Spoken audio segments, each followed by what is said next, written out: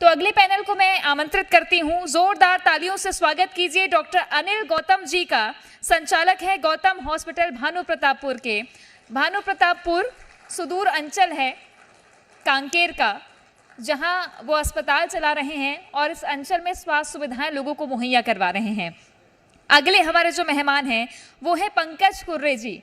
युवा हैं, युवा व्यवसायी हैं, संचालक है दंतेश्वरी ऑटोमेटिव कोंडागांव के। ऑटोमोबाइल सेक्टर्स में काम करते हैं और ऑटोमोबाइल सेक्टर में जिस तरीके से कोरोना काल में भी लगातार हमने देखा कि छत्तीसगढ़ में ही सबसे ज़्यादा बिक्री हुई और रिकॉर्ड तोड़ बिक्री हुई, तो ऑटोमोबाइल सेक्टर में काम करने वाले हमारे साथ में पंकज कुर्रे जी हैं, जो बताएंगे कि स्टार्टअप किस तरीके से किया जाता है और कोंडागांव जैसे क्षेत्र में कैसे ये काम किया जा रहा है। अगले हमारे खास मेहमान हैं स्वास्थ्य विभाग से सिविल सर्जन डॉक्टर एस नागुलन जी।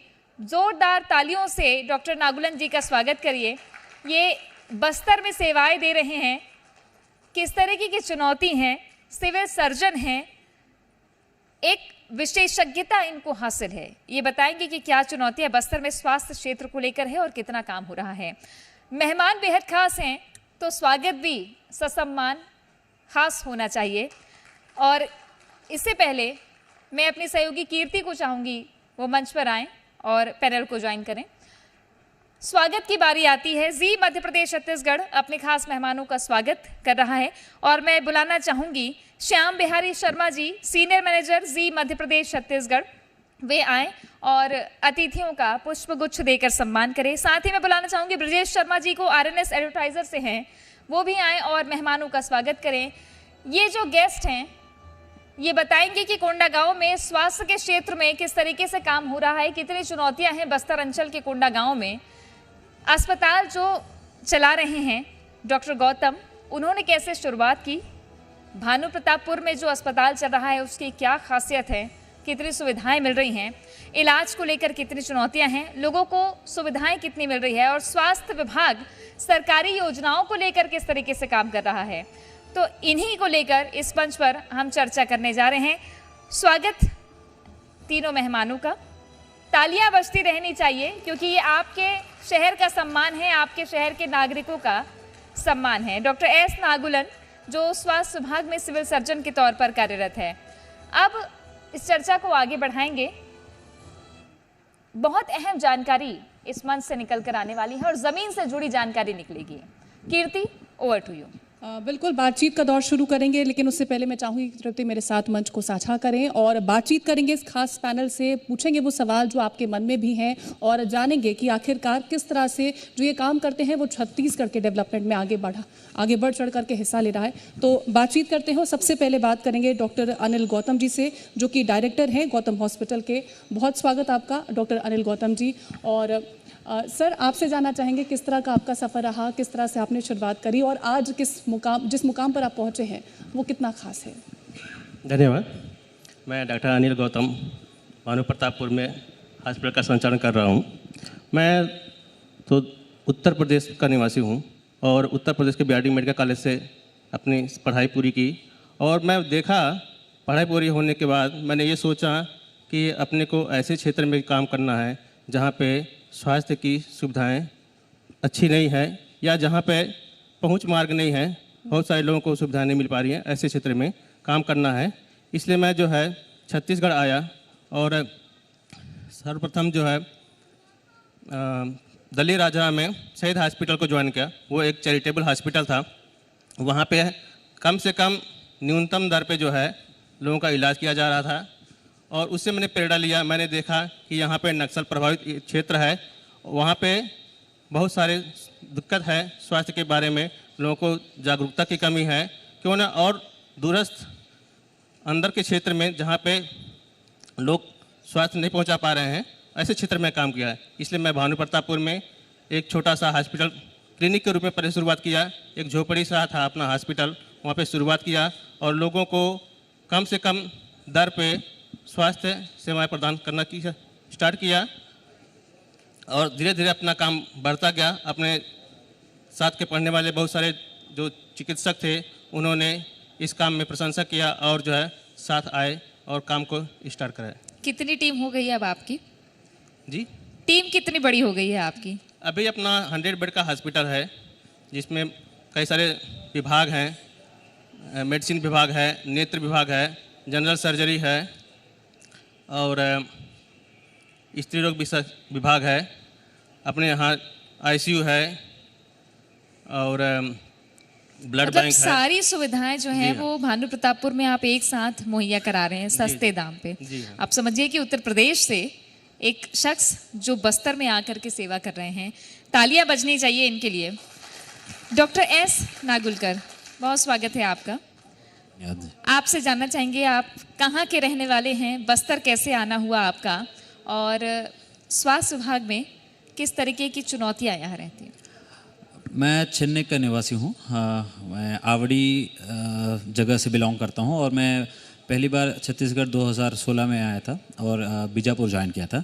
अभी करीबन 2.5 महीने से मैं अभी कोंडागांव जिला अस्पताल में काम कर रहा हूँ और यहाँ की चुनौतियाँ बहुत अलग है, जो है सिटी क्षेत्र का और गांव या ट्राइबल क्षेत्र का चुनौतियाँ बहुत ही अलग है।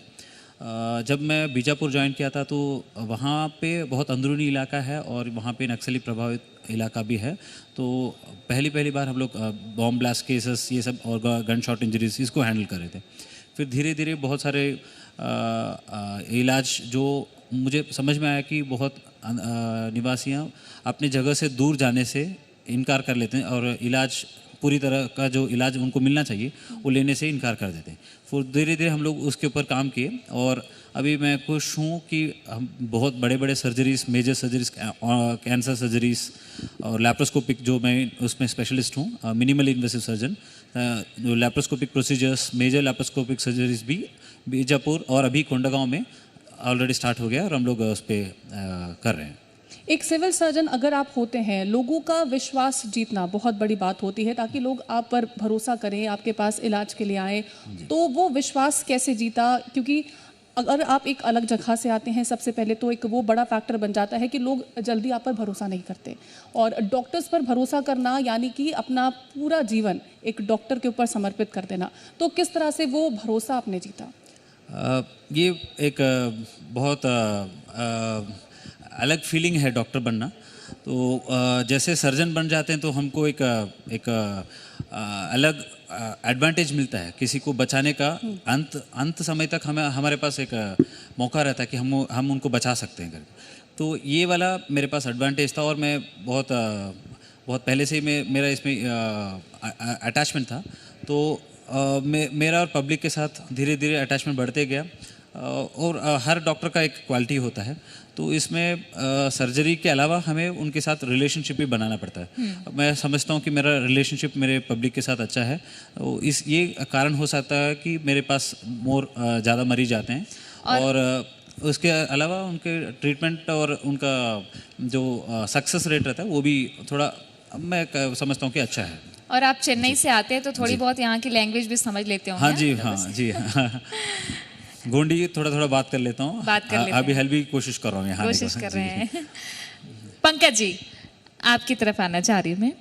आपने जो ऑटोमेटिव सेंटर जो व्यवसाय शुरू किया, कैसे शुरुआत की आपने? आप कोंडागांव के ही रहने वाले हैं?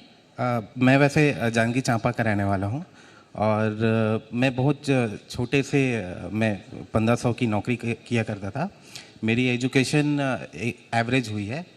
तो मैं 2011 में जब काम अपना स्टार्ट किया था तो 1500 का सैलरी से स्टार्ट किया था। फिर मुझे जहाँ काम मिलता था मैं वहाँ काम करने का कोशिश करता था और वहाँ मैं एक्सपीरियंस गेन करता था। और ऐसा एक्सपीरियंस गेन करते करते मैं 8 साल, करीब 7-8 साल मैंने जॉब करी। जॉब करने के बाद ऑटोमोबाइल्स में मेरी अच्छी एक्सपीरियंस हो गई थी। तो उसके बाद फिर मुझे बजाज कंपनी के तरफ से ऑफ़र मिला, मैं जॉब करते करते, कि आप कोंडागांव पे अगर आप शोरूम चलाना चाहते हैं तो आप चला सकते हैं। फिर मैंने उस ऑफ़र को स्वीकार किया और उसके बाद मैं बहुत छोटे से बिज़नेस स्टार्ट किया था। मेरी बस 10 बाई 12 की एक दुकान थी जिसमें 5-6 मोटरसाइकिल हम लोग रख के सेल स्टार्ट किए थे। उसके बाद थोड़ा उसमें अच्छा काम किए और लोगों की बहुत अच्छी स्कीमें भी दी बजाज ने, और उसके चलते मेरे शोरूम में अच्छी सेल हुई। तो फिर बड़ा शोरूम पे अपन फिर काम करना स्टार्ट किया। आज के डेट में हम लोग 200 मोटरसाइकिल का स्टॉक लेके चल रहे हैं और लगभग 100-150 का सेल है। तो आज की टाइम की अगर हम बात करते हैं आज के टाइम की, तो यहाँ पर कितना ज़्यादा ये जो बिज़नेस आप बात करें ऑटोमेटिक सेक्टर की, ये कितना ज़्यादा बेनिफिट पहुँचा रहा है लोगों को? छत्तीसगढ़ की अगर हम ग्रोथ की बात करते हैं तो वो कितना ज़्यादा हेल्प कर रहा है इसमें? मेरे ख्याल से बस्तर जो क्षेत्र है वो व्यवसाय के लिए तो बहुत खुला हुआ क्षेत्र है। यहाँ व्यवसाय जो भी करना चाहता है वो अभी खाली है, सब लोग व्यवसाय कर सकते हैं। और ऑटोमोबाइल्स के बारे में बात करूं तो यहाँ पे क्या होता है कि जनरली आप जब रायपुर के उस तरफ जाते हैं तो वहाँ पे बहुत छोटी छोटी दूरियों पे शहर बना हुआ है। जब आप बस्तर आते हैं ना तो आपको 70-100 किलोमीटर पे आपको शहर मिलेंगे। तो यहाँ क्या होता है कि दूरियाँ ज़्यादा है शहरों की और विलेज की, तो उसके ज़रिए क्या होता है कि यहाँ मोटरसाइकिल का बिज़नेस इसलिए काफ़ी अच्छा है कि लोग लंबी दूरी है इस कारण मोटरसाइकिल पे ही ट्रैवल करते हैं। तो इसलिए यहाँ ऑटोमोबाइल की इंडस्ट्री इसलिए अच्छी है यहाँ बस्तर में क्योंकि दूरियाँ बहुत ज़्यादा है, तो उसके चलते लोग मोटरसाइकिल ज़्यादा परचेस करते हैं। तो इसलिए आपका बिजनेस दौड़ पड़ा है, हाँ? शायद दूरी की वजह से। जी जी। डॉक्टर अनिल जी, आप जब भानु प्रतापपुर आए, आप किस साल में आए बताइएगा? उस समय कैसा क्षेत्र था और अब कितना परिवर्तन महसूस करते हैं आप? चूँकि आप हेल्थ सेक्टर से जुड़े हुए हैं, तो हेल्थ सेक्टर की जितनी यूटिलिटीज़ होती है वो यहाँ तक लाना, उपलब्ध कराना, पहले कितना चुनौतीपूर्ण था, अब कितना आसान हो गया है? यहाँ तक पहुँच कितनी आसान हो गई? जब मैं यहाँ पे आया छत्तीसगढ़ पे तो मेरे जो साथी लोग थे वो लोग मेरे को मना किए कि तुम इतने नक्सलाइट एरिया में जा रहे हो जहाँ पे कनेक्टिविटी वगैरह नहीं है, वहाँ पे मत जाओ। लेकिन मैंने सोचा कि मेरे को ऐसी जगह काम ही करना है जहाँ पे सुविधाएं लोगों को नहीं मिल पा रही है, उनको सुविधा प्रदान करना है। इसलिए जब मैं शुरू में आया तो बहुत सारी दिक्कतों का सामना करना पड़ा। यहाँ पे जो है अशिक्षा बहुत कम थी, अशिक्षा ज़्यादा थी और लोगों को मेरे को यहाँ तो भाषा सीखना भी पड़ा क्योंकि मेरे को छत्तीसगढ़ी नहीं आती थी। आके धीरे धीरे यहाँ पे छत्तीसगढ़ी सीखा। मैं हिंदी में बोलता था, बहुत सारे लोग समझ नहीं पाते थे। छत्तीसगढ़ी सीखा, बंगाली भी सीखा क्योंकि उधर जो है महाराष्ट्र का बॉर्डर लगता है, पखाजूर वगैरह, तो वहाँ से जो मरीज़ आते हैं वो बंगाली होते हैं। तो बंगाली भी मेरे समझ में नहीं आती, या मैं हिंदी बोलता तो उनको समझ में नहीं आता था, कम्युनिकेशन गैप होता था। तो धीरे धीरे जो है बंगाली भी आज सीख लिया, छत्तीसगढ़ी भी सीख लिया। और दूसरी बात, जब यहाँ पे आया तो एक सबसे अच्छी बात ये लगी कि यहाँ के लोगों का बहुत सहयोग मिला, यहाँ के जनप्रतिनिधि का बहुत सहयोग मिला कि लोगों को ये लगा कि यहाँ पे जो सुविधाएं नहीं है स्वास्थ्य के बारे में, यदि कोई यहाँ पे दे रहा है, प्रदान करना चाह रहा है तो उसको सहयोग किया जाए। सभी ने सभी तरह से, आर्थिक हो और सामाजिक हो या कोई ज़मीन का मामला हो, ज़मीन देने के लिए, काम करने के लिए, तो वो सभी लोगों ने सहज अपना सहयोग प्रदान किया। जब यहाँ पे आया तो एक तो मेडिकल हेल्थ क्षेत्र में जो है ना अपने पास इंफ्रास्ट्रक्चर नहीं था, तो हमको पहले जो स्किल्ड पर्सन है वो लाने के लिए काफ़ी दिक्कतों का सामना करना पड़ा। हम जो है शुरू में स्टाफ लिए, उनको धीरे धीरे करके ट्रेंड किए, डॉक्टर बुलाए, उनको भी धीरे धीरे करके ट्रेंड किए, क्योंकि यहाँ पे डॉक्टर तो बाहर से आना मुश्किल है, बड़े क्षेत्र से या शहर क्षेत्र से यहाँ पे आके काम करने के लिए कोई तैयार नहीं होता था। तो इस तरह से दिक्कत होता था। तो हम उनको बेसिक से चालू करके धीरे धीरे उनको सिखाए, ट्रेंड किए, डॉक्टर को भी, स्टाफ को भी।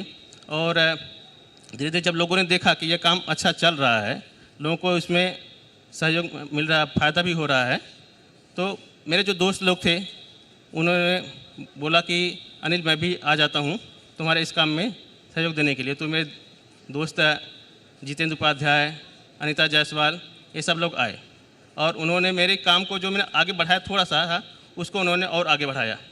और सरकार का भी काफ़ी सहयोग रहा। सरकार की जो योजनाएं हैं जैसे जन सुरक्षा योजना और आयुष्मान योजना, नसबंदी के लिए जो योजना है, इस तरह बहुत सारी योजनाएं जो सरकार चाहती है, सरकार ने हमको उन सब योजनाओं से इम्पैनल किया।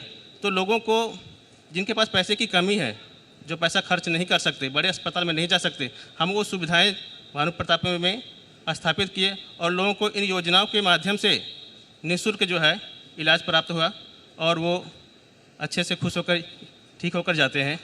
और बहुत सारे मरीज़ तो ऐसे आते हैं जो उधर महाराष्ट्र का बॉर्डर लगता है, उधर आसपास कोई बड़े अस्पताल नहीं है, तो वो आते भानु प्रतापपुर तक। कई कई बार तो ऐसा होता है कि बहुत सीरियस होते हैं, हम उनको बाहर ले जाने की सलाह देते कि आप रायपुर चले जाओ या जगदलपुर वगैरह चले जाओ, तो वो जाने में सक्षम नहीं होते। वो बोलते हैं हम यहाँ पे आ गए हैं, इससे आगे जा नहीं सकेंगे, आप जितना बन सकता है, जैसे भी हो सकता है आप इलाज करिए।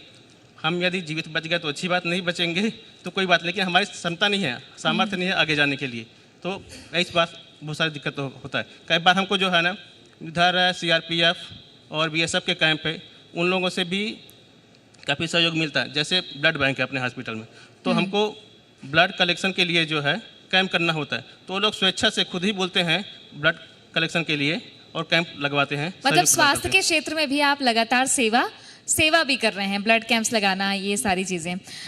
नागुलन जी, अभी इन्होंने बात की कि जो केसेस आते हैं, और आपने भी बीच में बात की कि जो नक्सली हमले होते हैं या ब्लास्ट हो जाते हैं, कई ऐसे मामले होते हैं जो सीधे रायपुर भेजना पड़ता है जवानों को। ऐसी कोई सुविधा अब डेवलप हो रही है यहाँ पर बस्तर में, कोंडागांव में, या आपके स्वास्थ्य विभाग की तरफ से कि यहीं के यहीं इलाज हो जाए, जवानों को एयरलिफ्ट ना करना पड़े या भेजना ना पड़े, ऐसी कोई सुविधा चल रही है अभी? जी, अभी पिछले 3-4 साल में बहुत कुछ ऐसे सुविधाएं मिले हैं जिसके कारण हम लोगों को स्टैंडर्ड और क्लास फैसिलिटीज़ मिल गए हैं, फर्स्ट क्लास फैसिलिटीज़ मिले हैं। जैसे ऑपरेशन थिएटर, मॉडुलर ओटीज़ बन गए हैं हर जगह, बहुत अंदर के अंदर छोटे छोटे CHCs, कम्युनिटी हेल्थ सेंटर्स तक अभी मॉडुलर ओटीज़ बनना शुरू हो गए हैं। और इसमें क्या फ़ायदा मिलता है कि हम लोग मेजर सर्जरीज जब करते हैं तो हमारे पास इक्विपमेंट्स एकदम स्टैंड क्लास इक्विपमेंट्स होना चाहिए, और इसके साथ साथ एनेस्थेटिस्ट, अच्छे एनेस्थेटिस्ट होने चाहिए, अच्छे ट्रेंड स्टाफनेस होने चाहिए। ये सब धीरे धीरे एजुकेशन जैसे बढ़ते जा रहा है बस्तर में, और ये गवर्नमेंट की सहयोगिता के कारण जो हमें मॉडुलर ओटीज़ और जैसे हार्मोनिक इक्विपमेंट्स, हार्मोनिक जैसे लैप्रोस्कोपिक मिनिमल इन्वेसिव इक्विपमेंट्स में जब ऑपरेट करते हैं तो हमें एक बहुत महंगा इक्विपमेंट की ज़रूरत पड़ता है कई बार मेजर सर्जरीज करते समय। तो बेसिक सर्जरीज के लिए छोटे मोटे सामान से कर सकते हैं, लेकिन जब आप रायपुर या तो अदर सिटीज़ जाना चाहते हैं तो वहाँ पे ये सब सुविधाएं मिलती हैं। लेकिन अभी पिछले कई सालों से अपने यहाँ छत्तीसगढ़ में मेनली बस्तर, बीजापुर और कोंडागांव में बहुत ये सारी सुविधाएं बढ़ गई है। वेंटिलेटर भी तो बहुत सारे वेंटिलेटर्स हो गए हैं, तो हम लोग मेजर सर्जरीज और इजीली ले पा रहे हैं। और हम यहाँ पे DMF फंड की एक सुविधा है, तो DMF फंड के ज़रिए और NHM डायरेक्टली NHM से रिक्रूटमेंट हो रहा है, तो हमें अच्छे स्पेशलिस्ट अब कहीं बहुत दूर दूर से आते हैं यहाँ काम करने। सो हमें अभी पहले जो रेफरल्स बहुत ज़्यादा होते थे अभी ना के बराबर हो रहे हैं। जब उनकी ज़रूरत है, ऑलमोस्ट 100% ज़रूरत है, तभी हम लोग पेशेंट्स को यहाँ से रेफ़र करते हैं। पंकज कुरे जी, मेरा सवाल आपसे है, आपने कहा कि अब बिजनेस अच्छा काम कर रहा है, तो अगर आपके बिजनेस को लेकर के बातचीत करते हैं तो कौन कौन लोग शामिल है? क्या यहाँ की आम जनता ज़्यादातर यहाँ पर जुड़ी हुई है या बाहर से लोग आकर के काम कर रहे हैं? नहीं, मेरे ख्याल से मेरे को जो सपोर्ट किए वो यहीं के लोग सब सपोर्ट किए। पूरे स्टाफ लोकल कोंडागांव के ही हैं, और यहीं के ही लोगों ने मेरी शुरुआत में मदद करी थी। जब मैं आया था तो मैं बहुत ज़्यादा कुछ नहीं था, जैसे एक छोटा सा जॉब करता था। तो स्टाफ भी जो मुझे मिले और यहाँ के जो लोकल स्टाफ भी हैं जो काम करते हैं वो बहुत ईमानदार हैं और बहुत मेहनती हैं, तो उनके ज़रिए मेरा काम सफल हुआ और उन्होंने काफ़ी मेरे शोरूम आगे बढ़ाने में काफ़ी मदद करी है मेरी उन्होंने। आपने बोला कि जब मैं पहले काम करता था तब मेरी बेसिक सैलरी 1500 अराउंड थी जी। एक खुद का बिजनेस स्टार्ट करना बहुत चैलेंजिंग होता है, माता पिता भी जल्दी आप पर ट्रस्ट नहीं करते, वो ट्रस्ट गेन करना भी बहुत बड़ी बात होती है। तो खुद का स्टार्टअप करने के लिए अपने माता पिता को आपने पहले तो कैसे समझाया और खुद को कैसे समझाया कि हाँ मुझे ये काम करना है? पहले तो मैं ये बता दूं कि जो भी मैंने बिज़नेस अपना स्टार्ट किया वो बिना फादर के मनी या घर के अमाउंट मैंने कुछ भी नहीं लिया है, और मैंने जो भी अपनी सैलरी से कुछ रकम मैंने बचाए थे उससे मैंने बहुत छोटे, मात्र ऑटोमोबाइल की इंडस्ट्री कभी भी बहुत महंगे बहुत पैसे से स्टार्ट होता है, लेकिन मैंने सिर्फ 2 लाख रुपए इकट्ठे करके रखे थे, मैंने वहाँ से स्टार्ट किया था और आज 5 करोड़ का टर्नओवर है सालाना। तो मतलब कभी आपकी जब सोच, जब आप उतने एक्सपीरियंस हो जाते हैं, जब आपकी सोच उस लेवल में पहुंच जाती है तो मुझे नहीं लगता किसी की हेल्प की ज़रूरत पड़ती है, उसके बाद आपका काम खुद ब खुद बनना चालू हो जाता है। और आपकी जिम्मेदारी भी बढ़ जाती है कि लोगों को रोजगार दें। तो जी, क्या कोंडा गांव के लोगों को आपके ऑटोमोटिव्स में रोजगार मिल रहा है? बिल्कुल मिल रहा है, बिल्कुल। हम लोग जैसे लाइवलीहुड कॉलेज ट्रेनिंग देता है, तो हमको उन्होंने वो इनवाइट करते हैं हमको। तो जब भी हमको ज़रूरत होता है स्टाफ की, तो हम लोग लाइवलीहुड कॉलेज में कैंप करते हैं। वहाँ से बच्चों को वहाँ की ट्रेनिंग के बाद हम उनको हायर करते हैं। उसके बाद देखिए क्या होता है कि एजुकेशन करना और प्रैक्टिकली जॉब करना दोनों में बहुत फ़र्क होता है। तो क्या होता है, एजुकेशन तो हो जाती है, उसके बाद उनको ट्रेनिंग देना और उनको एक्सपीरियंस कराना, ये सबसे बड़ी बात है। तो मैं तो युवाओं को ये बोलना चाहूँगा कि जब आपकी स्टडी ख़त्म होती है और जब आप जॉब करने के लिए तैयार हो जाते हो, तो उसके बीच में एक शब्द आता है एक्सपीरियंस। तो वो एक्सपीरियंस गेन आप जितना ज़्यादा करेंगे, मेरे ख्याल से उतना ज़्यादा आप आगे बढ़ेंगे। डॉक्टर अनिल गौतम जी, मेरा सवाल आपसे है, हर एक स्पेशलाइज्ड पर्सन जो होता है, एक्सपीरियंस्ड पर्सन होता है, डॉक्टर बेसिकली हमने देखा है कि जब वो पढ़ते हैं तो उनकी कोशिश रहती है कि वो बाहर के देशों में जाएं और ज़्यादा से ज़्यादा एक्सपोजर उनको मिले, लेकिन आपने ऐसा नहीं सोचा। पहले तो क्या वजह रही कि आपने ऐसा नहीं सोचा? उत्तर प्रदेश से आपने सोचा कि आप छत्तीसगढ़ आएँ, और क्या आपका सोच रहा, क्या आपका उस टाइम पर था दिमाग में कि हाँ मुझे छत्तीसगढ़ आना है, यहाँ पर आकर के लोगों के लिए बेहतर काम करना है? मैं बेसिकली एक गरीब मध्यम वर्गीय परिवार से रहा हूँ। पढ़ने के लिए पढ़ाई किया, पिताजी थे, उन्होंने छोटी मोटी नौकरी करते थे, तो पढ़ाई किया। और मैं बचपन में देखता था, जब छोटा था तभी देखता था कि बहुत सारे लोग छोटी छोटी बीमारियों में कैसे मर जाते हैं। उनके पास छोटे छोटे चीज़ों जो बचाव कर सकते हैं वो नहीं कर पा रहे हैं। तो मेरा मन में था कि डॉक्टर के प्रति बहुत ज़्यादा इज्जत यह था कि इस माध्यम से मैं डॉक्टर बन करके भविष्य में कुछ कर सकता हूँ, समाज के लिए कुछ कर सकता हूँ। बचपन से मेरी इच्छा थी। तो मैं जब MBBS करा, मेरा सिलेक्शन हो गया, तो MBBS किया, तो उसी समय से ही जो है ना हॉस्पिटल में कुछ जो है ना स्टाफ थे, कुछ डॉक्टर थे जो है ना, उन लोगों का एक संगठन था। वो संगठन का काम ही था कि जो है लोगों की सहायता करना। तो मैं उस संगठन में जुड़ा, और पढ़ाई करते समय उसी पीरियड में भी हम लोग जो है आसपास में एक बार बाढ़ आया था, तो बाढ़ पीड़ितों की सहायता के लिए और कई बार पंपलेट जो है बांटने जाते थे। हमको बहुत सारे लोग बोलते भी थे कि तुम डॉक्टर कर रहे हो, उसके बाद भी तुम ये सब करते हो, तुम्हें पढ़ाई करने पर ध्यान देना चाहिए। हमने सोचा नहीं, पढ़ाई तो ठीक है, पढ़ाई तो कर रहे हैं, लेकिन जो हमको जो थोड़ा बहुत टाइम मिलता है, यदि उसमें किसी का सहयोग, किसी का सहायता यदि कर पा रहे हैं, जागरूक कर पा रहे हैं लोगों को, तो उससे अच्छी बात क्या होगी। तो उसी समय से हमने जो है सोचा कि अभी जहाँ पे शहर है, जहाँ पे बहुत सारे हॉस्पिटल है, लोगों को सुविधाएं मिल पा रही है, वैसे जगह तो लोगों को काम चल जा रहा है। लेकिन यदि ऐसे जगह जहाँ पे बीहड़ जगह है, जहाँ पे लोग डॉक्टर नहीं जा पा रहे या डॉक्टर की कमी है, ऐसे जगह पे क्यों ना जाया जाए और लोगों का सहायता किया जाए, कुछ समाज के लिए काम किया जाए। और ये नेक सोच है आपकी, तालियां बजनी चाहिए डॉक्टर गौतम के लिए और डॉक्टर एस नागुलन के लिए भी, क्योंकि ये जो भ्रांति है ना कि डॉक्टर्स दूरस्थ इलाकों में जाना नहीं चाहते या वो काम नहीं करना चाहते हैं, बचते हैं, इन भ्रांतियों को तोड़ते हैं डॉक्टर अनिल गौतम और एस नागुलन। डॉक्टर नागुलन, आपकी तरफ आना चाहूँगी।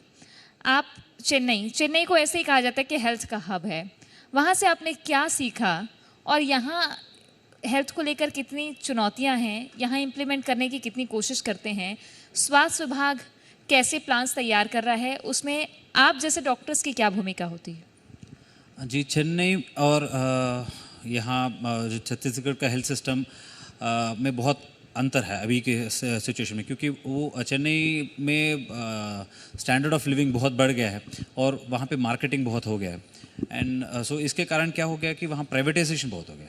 सो जब प्राइवेटाइजेशन ज़्यादा हो जाता है तो गरीब से गरीब या मध्य वर्ग से जो फैमिली से बिलोंग करते हैं वो वहाँ तक पहुँच नहीं पाते, ओनली इलाइट क्लास के लिए बन जाता है। और यहाँ पे government institutions and government hospitals की यहाँ पे बहुत अहमियत पड़ता है। तो यहाँ जब चेन्नई से यहाँ आए तो यहाँ पे हमने फोकस किया कि डिस्ट्रिक्ट हॉस्पिटल या जो भी गवर्नमेंट इंस्टीट्यूशन में जहाँ पे मैं काम करने वाला हूँ उसको कॉर्पोरेट सेटअप का जो भी फैसिलिटीज़ हम दे सकते हैं वो यहाँ पे देना है। तो कॉर्पोरेट में जो बहुत महंगे सर्जरीज, जो महंगे प्रोसीजर्स जो होते हैं, जैसे एंडोस्कोपिक, लैप्रोस्कोपिक और even paediatric and emergency trauma, so ये सब को हमने डिस्ट्रिक्ट हॉस्पिटल लेवल पे करने की कोशिश की और इसमें हमने बहुत सफलता भी प्राप्त किया। ये इसमें गवर्नमेंट की तरफ से जो दिया गया है उसको हम ऐसे वहाँ पे एक मॉडल भी है जो छत्तीसगढ़ में एक अच्छा मॉडल है एंड स्पेशली बस्तर एरिया में बहुत अच्छा गवर्नमेंट इम्प्लीमेंट कर रहे हैं कि यहाँ पे जो मैन पावर को लाने के लिए जो फंडिंग है उसके ऊपर बिल्कुल भी ब्यूरोक्रेटिक हर्डल्स बिल्कुल भी नहीं है। तो जो स्पेशलिस्ट और जो डॉक्टर्स की जहाँ ज़रूरत है या अपार्ट फ्रॉम दैट कोई भी ह्यूमन रिसोर्स हो हेल्थ में उस पर कभी रुकावट नहीं आया है और उसी के कारण अभी हेल्थ बहुत फास्टली डेवलप हो रहा है बस्तर में। और इसके साथ साथ जो डॉक्टर्स आ रहे हैं, स्टाफ नर्स आ रहे हैं, उनके लिए रुकने के लिए जगह क्वार्टर्स दिया जा रहे हैं ताकि कहीं से भी आए तुरंत वो अपने काम में स्टार्ट हो जाए। यूजुअली ये वाला प्रॉब्लम हर डॉक्टर को या कोई भी हेल्थ स्टाफ को कहीं नए जगह पर जाने, स्पेशली बस्तर जैसे इलाके में आते समय प्रॉब्लम होता है। लेकिन बस्तर में मैं ये देखा हूँ कि ये यहाँ पे नए डॉक्टर्स आते हैं तो तुरंत वो काम में स्टार्ट करने में उनको बहुत ईजी रहता है। बिल्कुल, हर एक ऐसा दौर एक हर व्यक्ति ने देखा इस देश में, या देश की बात करें पूरी दुनिया ने देखा एक ऐसा दौर, और वो दौर था कोरोना का। हर एक सेक्टर प्रभावित हुआ। बात अगर करते हैं ऑटोमोटिव सेक्टर की, वो कितना ज़्यादा प्रभावित हुआ और किस तरह से आपने कोप अप किया उस सिचुएशन को? देखिए, वो घड़ी जो थी वो तो सबके लिए मतलब बोला जाए तो चुनौतीपूर्वक थी। अब उस समय अचानक से लॉकडाउन हुआ और क्योंकि हम लोग प्राइवेट लोग हैं और दुकानें रेंट पे है, स्टॉक बहुत लाखों की है, तो बैंक को ब्याज देना है, ये सारी चीज़ें थी। लेकिन फर्स्ट लॉकडाउन में तो हम लोग कवर कर लिए क्योंकि बिज़नेस में थोड़ा लॉस थोड़ा प्रॉफिट होता है। उसके बाद फिर जब लॉकडाउन ओपन हुआ तो हमारी रिटेल जो है वो और ऊपर बढ़ गई क्योंकि उस समय बसेस नहीं चल रहे थे, ट्रेन नहीं चल रही थी। लोग जितने आर्मी से थे, सीआरपीएफ से थे, जो बाहर से यहाँ काम करने आए थे, तो वो उन्होंने एक नई मोटरसाइकिल खरीद के गए। तो उस समय कुछ समय के लिए हमको लगा था कि हम काफ़ी नुकसान में जा रहे हैं, लेकिन उसके बाद जब लॉकडाउन खुला तो वो सब अपने अपने घर की ओर गए, तो मोटरसाइकिल सब परचेज़ करके गए। इवन बिहार, उत्तराखंड, एमपी, पंजाब, ये सारे लोग मोटरसाइकिल चला के लेके गए, तो परचेज़ करके गए। तो उस समय हम लोग को और थोड़ा सा अच्छा समय हो गया था। ठीक। डॉक्टर अनिल गौतम, आपने यहाँ भानु प्रतापपुर में अपना अस्पताल छोटे से क्लिनिक से शुरू किया, फिर एक बड़ा अस्पताल। क्या क्या सुविधाएं मिलती हैं? इलाज कितना सस्ता है? भानु प्रतापपुर के ही लोग आते हैं या आसपास बस्तर के लोग भी आपके पास आते हैं? कि कौन कौन सी इलाज की सुविधाएं आपके अस्पताल में हैं? गौतम हॉस्पिटल भानु प्रतापपुर में यहाँ पे सामान्यतः सभी जनरल बीमारियों का इलाज होता है। इसके साथ में स्त्री रोग विशेषज्ञ की सुविधा है, नेत्र विभाग है, शल्य चिकित्सा विभाग है और ऑर्थोपेडिक विभाग है। और इक्विपमेंट के मामले देखा जाए तो सोनोग्राफी की सुविधा है, एक्सरे, पैथोलॉजी लैब और ब्लड बैंक, आईसीयू इत्यादि सभी सुविधाएं हैं। 100 बेड का हॉस्पिटल है और बहुत सारी चीज़ों के लिए जो ज़रूरत पड़ता है तो और स्पेशलिस्ट डॉक्टर हम लोग बुलाते भी हैं। गवर्नमेंट की जो योजनाएं हैं उसका हमको और हमारे तरफ जो क्षेत्रवासी हैं उनको उसका भरपूर लाभ मिलता है। जैसे जो मरीज भर्ती करना होता है तो सरकार की योजनाएं हैं, जैसे आयुष्मान भारत योजना है, जननी सुरक्षा योजना है, दशबंदी का योजना है, उसके द्वारा मरीजों को बहुत लाभ मिलता है क्योंकि उसमें जो है ना कोई पैसा नहीं देना पड़ता है, मुफ्त में हम मरीज का इलाज करते हैं, सरकार द्वारा हमको रिम्बर आ जाता है उसका पैसा। तो सरकार की योजना के कारण से कोई भी मरीज को प्राइवेट अस्पताल में इलाज कराने में कोई भी असुविधा नहीं होती। उधर मरीज जो है आदिवासी क्षेत्र ज़्यादा है और बॉर्डर पड़ता है, तो बॉर्डर से जो है ना लगभग 200 किलोमीटर पर बॉर्डर पड़ता है, तो वहाँ तक के मरीज आते हैं अपने पास।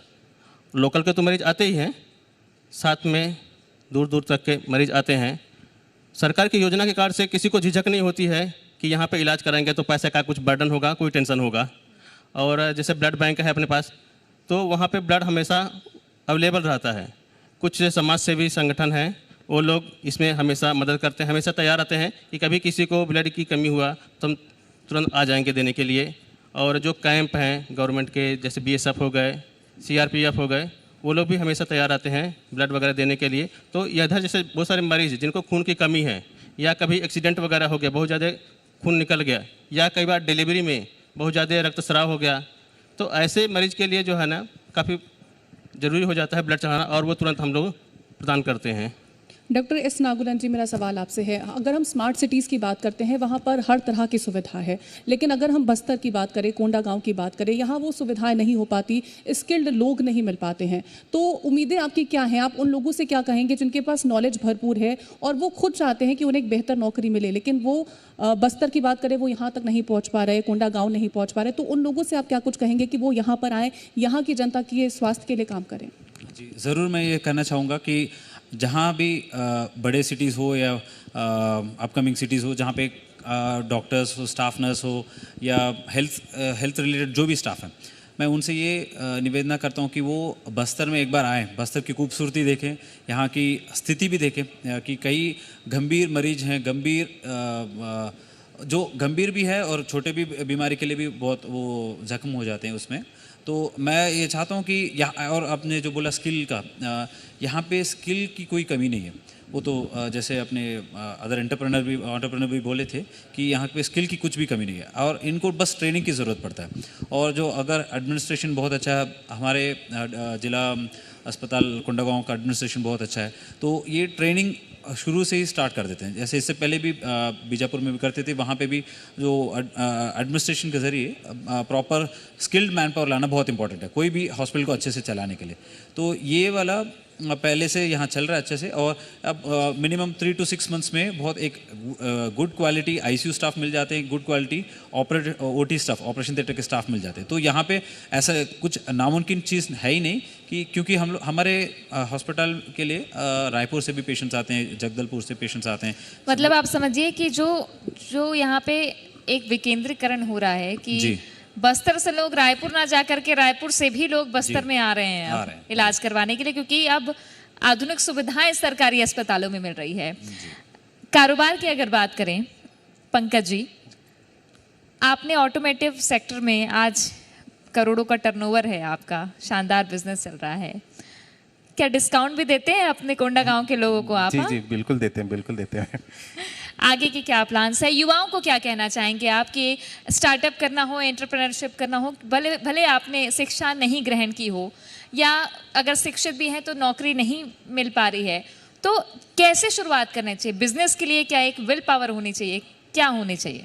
देखिए, मैं तो युवाओं को यही बोलूँगा कि आप जब स्टडी ख़त्म हो जाती है आपकी, तो आप सबसे पहले तो आपको जो भी अगर जॉब करना है, जो भी काम मिल रहा है, क्योंकि मैं बहुत लोगों का इंटरव्यू लेता हूँ, बहुत लोग आते हैं इंटरव्यू देने, तो मैं देखता हूँ उनकी एजुकेशन के बाद उनकी सोच ऐसी हो जाती है कि मैं 10,000, 15,000, 20,000 से नीचे काम नहीं करना चाहता। तो वो सोच को बदलनी पड़ेगी युवाओं को। आपको जो भी काम मिल रहा है, जहाँ भी काम मिल रहा है, जैसा भी काम मिल रहा है, आप पहले उस काम पे स्टार्ट कीजिए।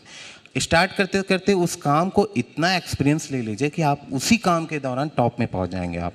तो मेरा कहना युवाओं के लिए यही है कि आपको जो जैसा काम मिल रहा है, पहले आप उससे एक्सपीरियंस गेन कीजिए। जैसे ही एक्सपीरियंस गेन होते जाएगा, आपकी वैल्यू बढ़ती जाएगी, आपका क्या कहते हैं, जॉब की प्रोफाइल आपकी स्ट्रांग होते जाएगी। आपको जॉब के लिए आपको खोजना नहीं पड़ेगा, फिर आपको लेके वहाँ जाएंगे हम लोग। तो ये आपको ग्राउंड से स्टार्ट करना है, जीरो से शुरू करना है, धीरे धीरे सीढ़ी चढ़ना है। ये कारोबार की भी बात है, और बिजनेस हो चाहे नौकरी। बड़ा एम अगर अपन रखते हैं, बड़ा एम जो लेके चलता है, फिर वो स्वाभाविक बात है वो टूटेगा। तो आप छोटा छोटा एम बनाइए, छोटे छोटे एम को लेकर के आप आगे बढ़े, आप और बिल्कुल सक्सेस होंगे। सक्सेस के दरवाजे पर आप जरूर पहुंचेंगे। आप तीनों का बहुत शुक्रिया हमारे साथ जुड़ने के लिए, अपनी बातचीत जनता तक पहुंचाने के लिए आपका बहुत शुक्रिया। तो ये जो डॉक्टर्स हैं वो लगातार काम कर रहे हैं बस्तर में, चाहे वो डॉक्टर अनिल गौतम हो या एस नागुलन हो, स्वास्थ्य विभाग के जरिए लगातार सेवाएं पहुंचाने का काम कर रहे हैं। और स्टार्टअप किस तरीके से कोंडागांव में हो रहा है, जांजगीर चांपा से आके पंकज जी कर रहे हैं,